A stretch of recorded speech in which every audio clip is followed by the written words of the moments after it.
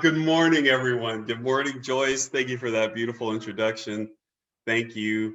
And here we are. In February, we made it through January. We did it. And here we are in blessed February. And the theme for this month is One Journey, Many Paths. And I have a history with paths. As a directionally challenged person, uh, I have a little bit of difficulty when it comes to following a path. And my wife Heather will attest that I have a terrible sense of direction. And I'm not exaggerating, okay? Uh, I was once in a relay race where my leg of the relay, it was a long distance race, and my leg of the relay was 3 miles, and it was uphill the whole way. And I knew this. It was uphill the whole way, and everybody on the team knew it, and we were all prepared to do it. So it came to my time. I grabbed the baton and I headed off to my run, and I read a sign that looked like it said left, that I was supposed to run left. So I ran. I ran left and immediately started running downhill.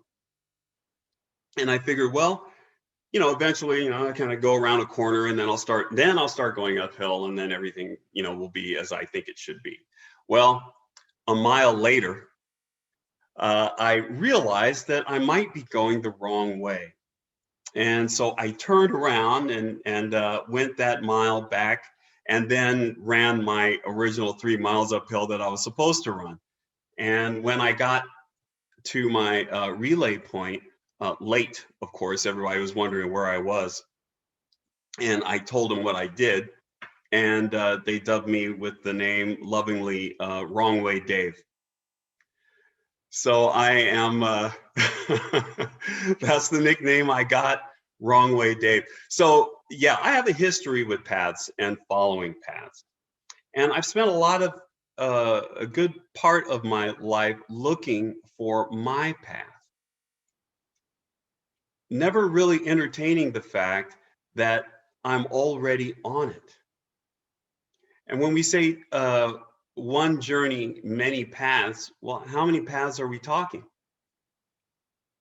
We're talking as many paths as there have been people that have walked this earth. Each of us is on a path right now. It's not a matter of finding your path so much as it is of removing obstructions and restrictions and limitations from your path. It's about revealing signposts that will help you get to where you need to go on your path. Being open to help, being open to the universe assisting you. That is what we can all do on our individual paths. And while we all may wind up in the same place, we've all wound up here as a result of our universal journey. Here we are all together. And while we might wind up in the same place, the paths that we took to arrive there are completely different and completely unique and special to each one of us. So there isn't a place that you should be, because there's no comparison to you. There's no comparison to your path. No one's ever walked the earth like you do. So that's what we're going to talk about today, is clearing some obstructions from our path. And to that end, I want to talk a little bit about February. February, why? It's just a little old harmless month, right? It is also Black History Month. And it is the month that we set aside in America to recognize and observe and learn about the contributions that African American people, Black people like myself, have made to America. And while I love the fact that we set aside nationally a month to do that, I have to admit that a long time ago, I saw a comic who was lamenting about February and how we as Black people have been gypped again because they've given us the shortest month of the year for our observance. Oh, man, we get a month, but it's the shortest month. So even that is a smack in the face. And upon hearing this joke, I was like, it kind of resonated with me. It made sense. And that's the funny thing about jokes, is that in order to be funny, they have to ring a little bit of truth. And sometimes that truth rings in your ears for longer than the joke lasts. So this is one of those jokes that really stuck with me. That I kind of carried this little resentment for February with me. Little resentment, in the back of my mind.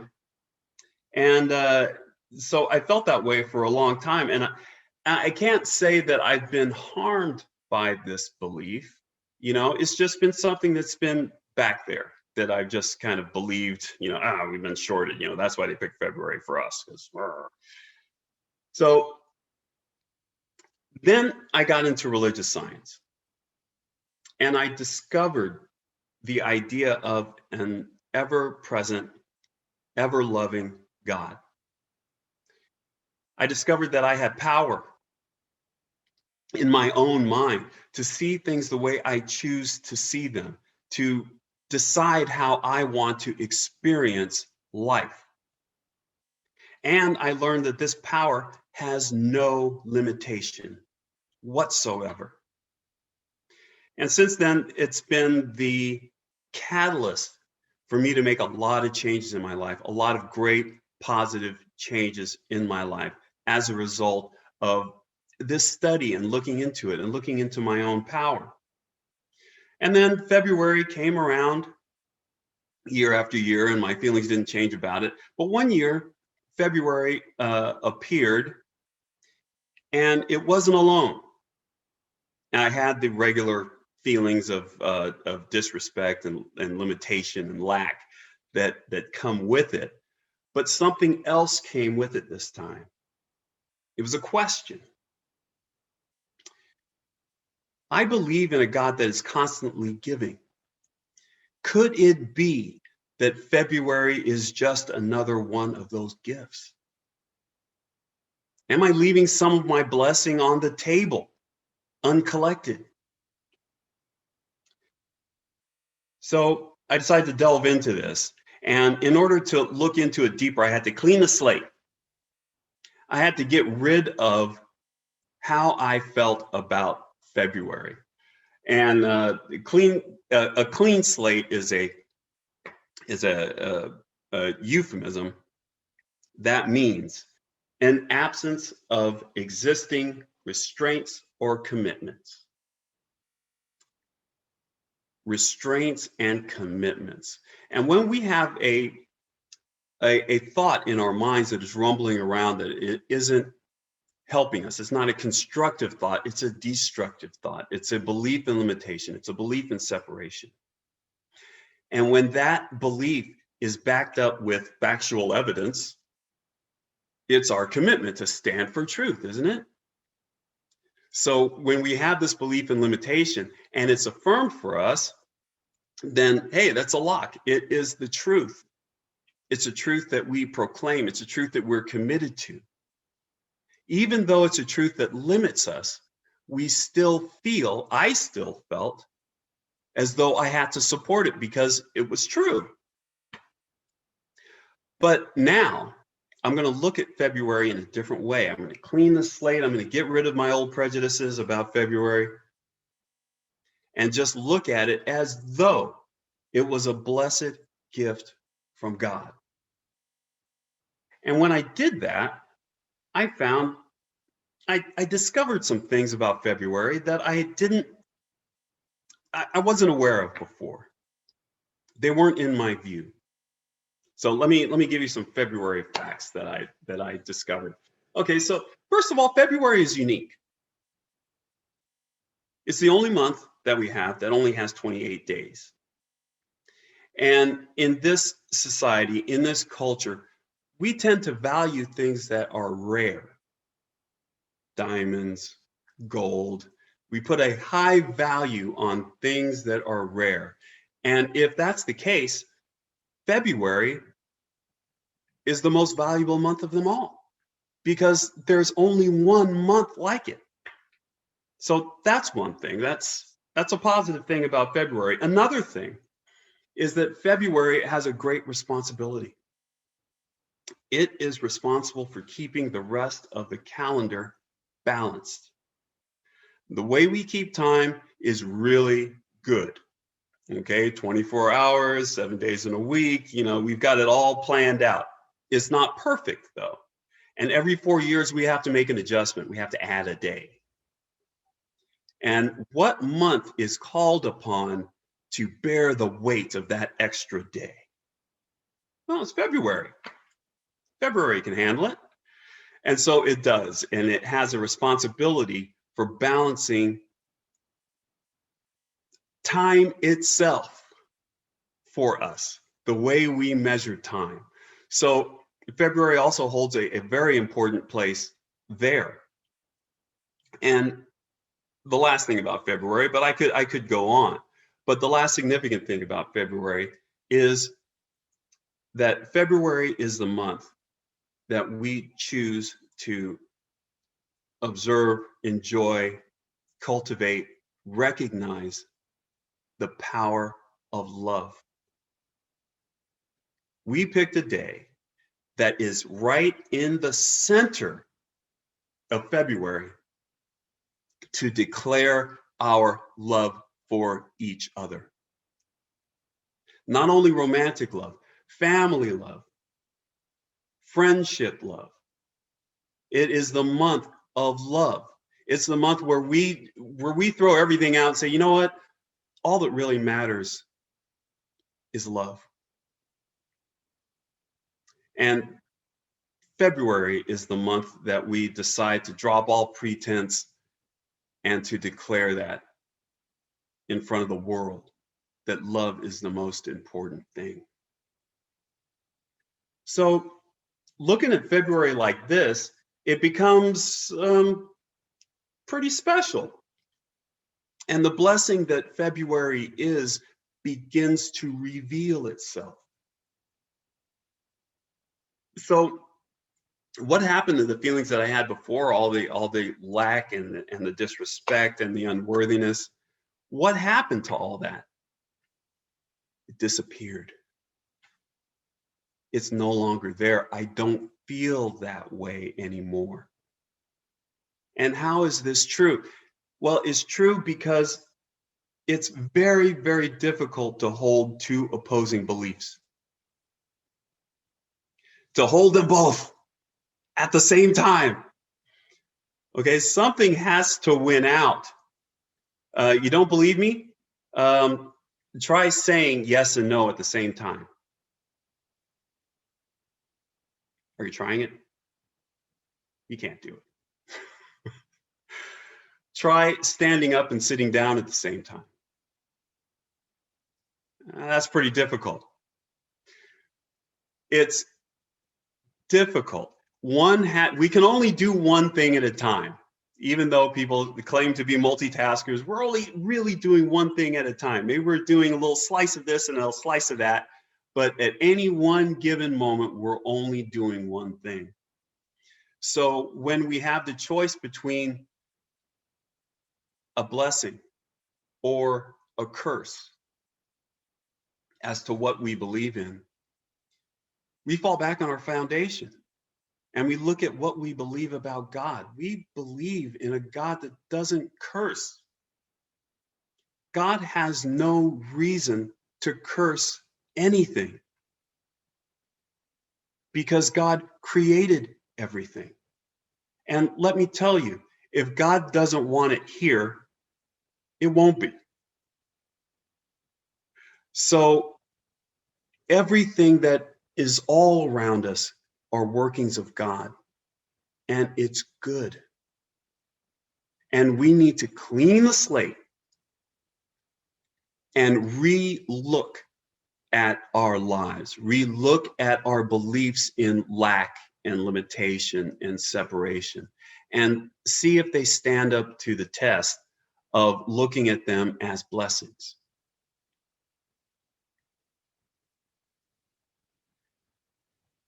The great thing about religious science and the science of mind is the science component. It encourages us to turn our lives into a laboratory to where we can take certain beliefs and try them out, test them out. And in science of mind, we're encouraged to test out the power of our minds. And the February experiment is just a really small thing. You know what I mean? I'm not curing cancer here. I'm not lifting a car over my head. I'm not doing anything particularly difficult. I'm just taking a little bit of long-held discord, a little bit of long-held belief, negative belief, and I'm getting rid of it. I'm removing an obstruction that is along my path. Yes, it is a little pebble, but it's an obstruction. And the more I get used to detecting little obstructions and getting them out of the way, pretty soon, maybe I can take on an obstruction this big. Maybe this big. Maybe this big. Religious science is a practice. It's a practice. Most of us weren't raised knowing the power of our minds and the potential of what we can do. Most of us were raised learning what we can't do, what we shouldn't do, what we better not do. But we are not encouraged to expand our minds. We're not encouraged to look for God everywhere, in every situation. Find God and find good. So we can be forgiven that we can just latch on and hold on to negative thoughts, because that's kind of what our culture has taught us to do. We're flipping the script on all that. Here, now, today, claiming our good and seeing it as a result of that claim. So I have some homework. Blessed homework for you. Pick a discord, any discord. You guys have seen the card trick. Pick a card, any card, right? This is pick a discord, any discord. How do you find discord? Well, are you holding a belief about a situation that has no hope? Do you believe that for this particular situation, it's game over? It is what it is. It is the terrible that it is. And I am an adult and I have learned to live with it. And that's just the way it is. Okay. That's how I feel about a lot of my negative feelings. You know, I got these feelings through living my life and learning lessons. Now is the time to unlearn those lessons of limitation. So pick a small bit of discord. And there is a list that Ernest Holmes wrote of what we believe in. My favorite one in that list is that we believe in the emancipation from all discord. That is a huge, huge statement. All discord. What about this little ache I have in my shoulder? What about this pain in my toe? What about my coworker that's irritating the heck out of me? All of these things are discord, and we can be free from all of them. My feelings about February were discord. I was not recognizing the gift and the goodness of God in every situation. And that is our challenge, to see more God everywhere. So pick a discord, pick a limitation that you have identified, okay? And then take that limitation and clean the slate. Clean the slate. Wipe all of your beliefs about that situation, all the beliefs in the hopelessness of that situation, how it'll never change, how this will never be. Take all of that and suspend it for a moment. Suspend it and move it out of the way, and then look at that situation as if it was a blessing from God. Look at the situation as if it was a unwrapped package delivered to you from on high. Saying, this is for you. There's good here. This is from God. And then reconstruct the situation. But only this time, look for God. Look for good. Look for your blessing, because it is there. Because we believe in a God that only blesses, a God that only gives, a God that only empowers. That's the God that we believe in. And religious science encourages us to play with that belief. Play with it, use it, evoke it, apply it. Otherwise, what good is it? What good is it to believe in an almighty, all-loving God that isn't everywhere in every situation? That's what God is. So, to recap your homework, pick a discord, any discord. Wipe the slate clean. Suspend all of your feelings and all of what you know about the situation. I'm saying no in quotes. All of what you think you know about the situation, and see God in it, because God is there. And see what happens to how you feel about the situation afterward. Practice, practice, practice.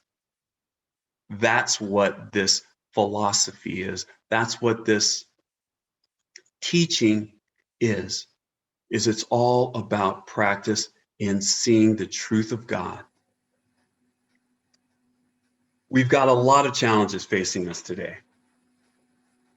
As a planet, as a nation, and if we want to make true and lasting change in any of that,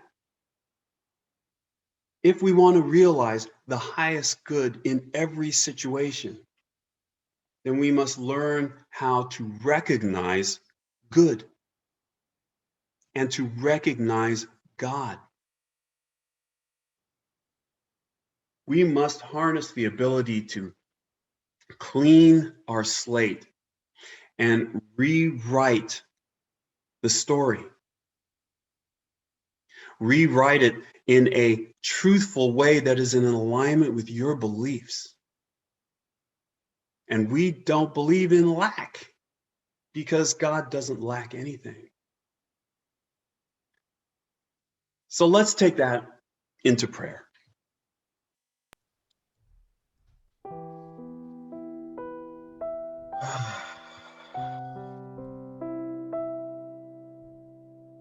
Let's all take a deep breath in, knowing that we are breathing in God.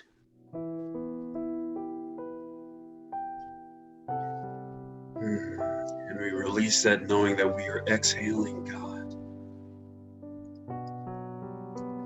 God in the form of the air, God in the form of our lungs expanding, God in the form of our chemicals in our body, transforming that oxygen into power, into ability, into gratitude. And it is here, from that place of gratitude, that we declare that there is one. One spirit, one mind, one consciousness, one love, one power. And I'm thankful and grateful to know that I am part of God. As God is, I am. And as I know this for myself, I can only know this for you. Each and every person listening, watching, each and every person, no matter what they're doing, is part of God and enjoys the same power, the same presence, the same ability to love as we all are. We are all equal, equally loved, equally supported, equally nurtured, equally empowered, all encompassing the one.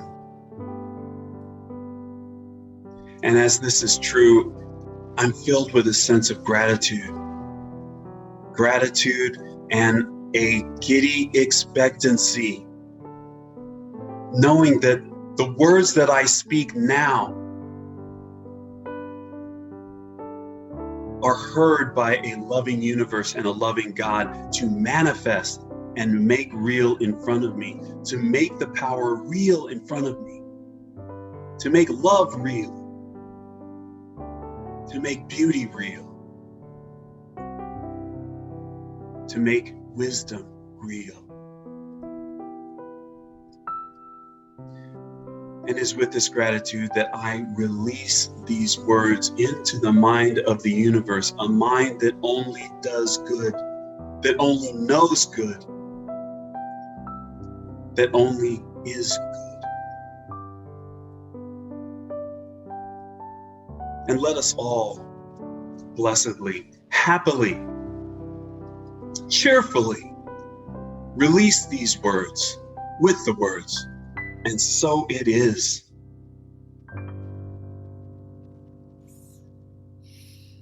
Thank you, everyone.